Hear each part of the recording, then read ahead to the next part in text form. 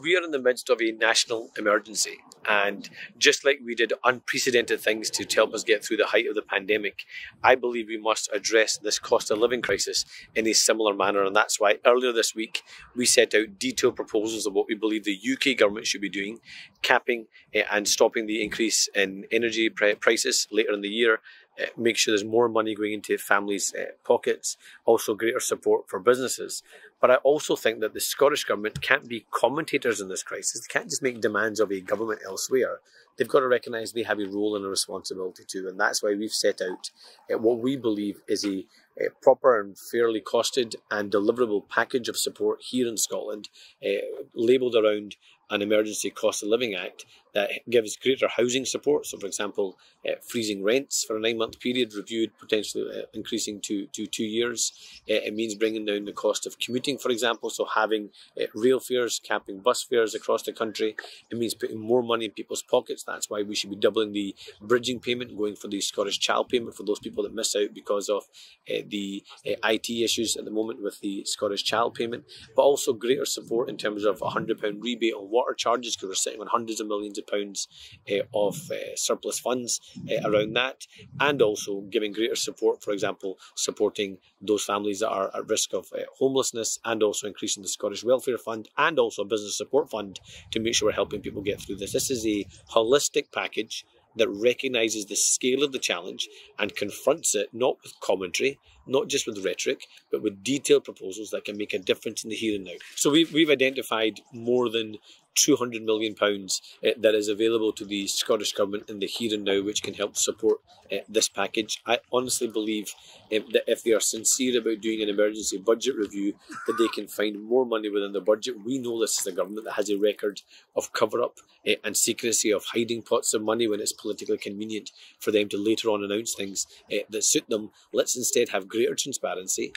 Use that money, identify that money, use that money to support people right now. We know the reserves, for example, have increased by £41 million to £241 million.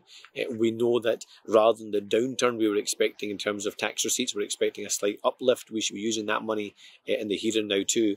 And I honestly believe, despite the having a rail fares costing around £66 million, I actually don't believe it'll cost that, because if we can change people's behaviours, one, to confront the cost of living crisis, but also to help address the climate crisis and get more people onto our railways using our public transport, that helps us bring down the costs of commuting.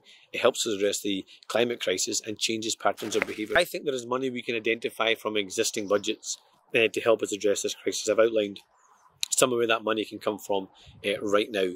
But look, we've got to recognise the scale of this challenge. There were unprecedented things that we had to do to get us through COVID-19 and at the height of the pandemic. For example, around a ban on evictions that we did through the height of the pandemic. There are similar things we can do right now in terms of debt advice, in terms of greater financial support, in terms of greater access to benefits advice, in terms of cutting the cost of commuting, in terms of freezing our rail fares, in terms of the welfare fund so we can target support for the most vulnerable, in terms of helping businesses so they don't have to shut down. It'd be tragic if these businesses that managed to survive COVID-19 are now forced to close because of the cost of living crisis.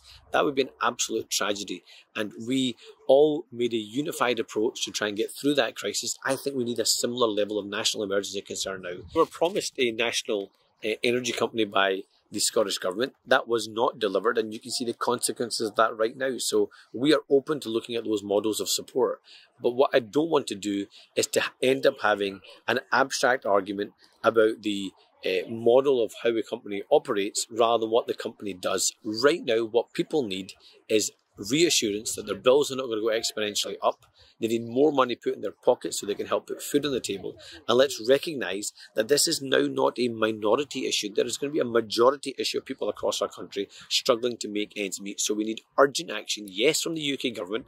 And that's why we're saying let's scrap the rise in energy prices across the UK. Let's put more money in people's pockets. Let's support businesses.